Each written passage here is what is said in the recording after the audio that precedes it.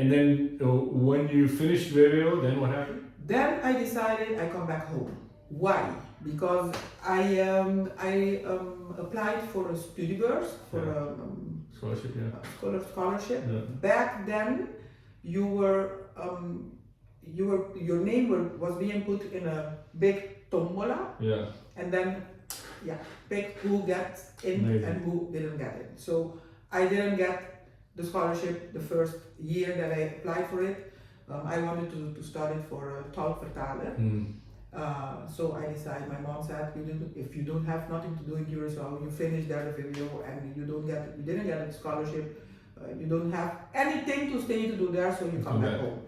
So in the meantime, I had a boyfriend. I was going to ask you, It's about time. Yeah. So now you have a conflict. So I came back home, wondering a little bit. Your boyfriend was Brazilian? No, he was from here. Oh, he was from here? Yeah. But he was there or he was here? He was here. So then it's double reason for coming back. Yeah. So where did you meet him? I met him here in discotheque in Wowo. In Wowo disco. During one of my vacations. On the vacation, yeah. So now you had those were great vacations. Adnan, fun. The best regattas, the best summer vacations, the best. And you had like this awesome childhood. Perfect childhood. If we could go back for you would hit the switch. I have a son now, he is now 19, he just turned 19. I almost every day I tell Ian, I wish you could have had the same childhood that I had back then. And then he asked me, what do you mean? What's wrong with this one? You know? I think every parent's like making that comment. I wish I had that. Back when I was a teen. Yeah, but then when I came back, I decided we got married. And then I was home. You were married to your boyfriend? Yes. And then you were all of what? I was 19, 20? I was 21. 21. Like that. So, and kind of thinking what to do now, what to do next, because I was kind of missing something. Yeah. Back then, Frits Goedgedrag used to be here, island secretary, and they had. I married at 21, but I came back when I was 19. So boyfriend was there. And then when I was 19 that I came back, I met Frits because I finished the HAVO with cum laude with my languages. They were organizing here an ambassadeurs conference, a conference for all the Dutch ambassadors. Yeah. And they didn't have here a protocol officially. Yeah. And that's when he asked me, because of my languages, if I was interested eventually in 6 months helping out, blah blah blah. And I said yes, because I had nothing else to do. Yeah. So we're talking about 1980 something? This or is 87. 87 maybe, okay. 87, 80. Yeah. Okay. And they sent me to Bureau Buitenlandse Betrekkingen in Curaçao. To get acquainted with the whole protocol, blah blah blah, and I got assistance from them, from Bureau Buitenlandse Betrekkingen in Curaçao, to organize the conference here. Very nice. So we did that in Harbor Village back then. Yeah. We had all the ambassadors were here. Amazing. Over 50 ambassadors we had back then. Yeah. These are Dutch ambassadors serving all around the world, all coming over to Bonaire. Yeah. For 3 days? They were here for 3 days. For the meeting for 3 days, but they were like 2 days. Before this, so it's a week long. Did they come with the families? And some of them came with the families, and we had a lot of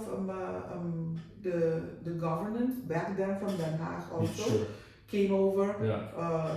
It was very unique. It was very, very. It was a big event for the island back then. So after that happening was done, I got a lot of compliments from all over, and that's when Frits called me back and asked me, Daisy, actually the 6 months is done, but if you want to, you can stay and help us out with the protocol department. And that's how I... That's your first real... Yeah, that was my first... Was in protocol. And that first year that I was there, I applied again for a scholarship. Again, I was out. And that was the second time that I said, I just stay here because my job was, I loved my job. Of course, yeah. Nowadays, I wouldn't like to be a protocol official, what it has become by now. But back then, you know, creative used to go freedom, up front to arrange things for the government, the governor and the parliament people and whoever had to go to other places. I used to go up front to arrange everything. Really? So you actually traveled? I met them at the airport. Oh, when they were. Oh, and then I put them back on the plane. They go. I fix everything, and then I come back. Wow. So I love my job. Of course. We used to have back then. We used to have chauffeurs at the base. So if I needed to go handle whatever, I just called Nico. Can you give me 10 minutes and take me here, bring me over here, over there. A totally different atmosphere, mood. We used to have a lot of and very, very good relationship with Venezuela back then. But Harbor Village was also built by Venezuelan investors. And the part of the government of Venezuela and the protocol part, we used to have a representative of us over there, Fabian. In Venezuela, in Caracas. Did you go to Caracas regularly? Yes, we used to have Avinza coming back and forth straight from Caracas to here. Aeropostal also. So to me, those were the golden years of Bonaire. Yeah, because also at that time, I mean, Venezuela and Caracas was like this unbelievably amazing. They were blooming. I mean, growing, the global developing. jet set would come to. So for that you was also, like the Miami of absolutely this area. right next door. And we benefited a lot of that relationship also. Exchanging cultural things and even arts and crafts classes. They used to come via the council. That we used to have the council here. I find it a pity that we don't have her. We lost her. But they used to arrange also say events and cultural all types of, and then on high level, not just to do something. Literally on high level, that when our children or our students or people of Bonaire participated in those classes, you really elevated those people knowledge and way of being. And so that losing that is a big loss. I think that's a big loss for the island. We tried to create this with Colombia. It's a different relationship. It never took that level of that it did. It never became like that. While we have embassies, Dutch embassies in Bogota. I have been there also, but the ambiance is not the same as it was. By Venezuela, you could feel like you're one of us, we're one of you. And that connection, I haven't feel it anywhere else. Absolutely. Anywhere else. Not even with the Dutch.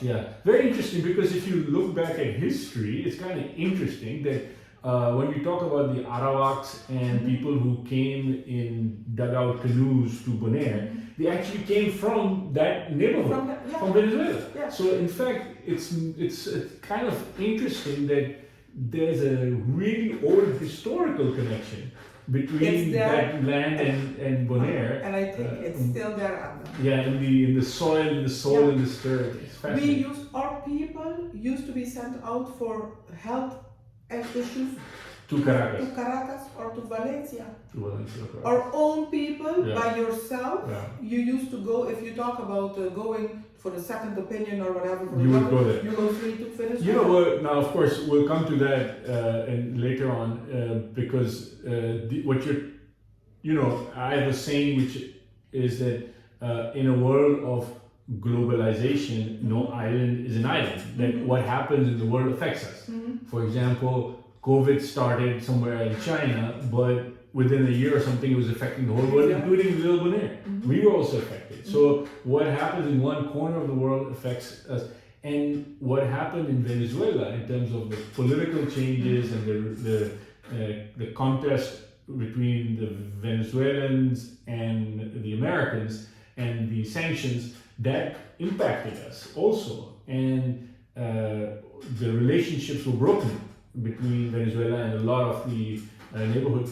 That is changing. And that's interesting because a Dutch delegation went recently to Venezuela, an American delegation went to Venezuela, and there's some shift happening. And it's an interesting point that you made that we've had a natural relationship with Venezuela, and maybe we will have, as these ties get re-examined and we warm up again, because of course, I mean, just the fruit alone, the fruit boats that used to come. I mean, it was a charming thing also. You know, it was wonderful to have all these Venezuelan fruit boats coming and But it's not just wonderful, Adnan. necessary. The cost Necessary. of their produce. Absolutely. I mean, nobody can compete with it. No. So it was not only charming, it was two things altogether. I both sides of the equation.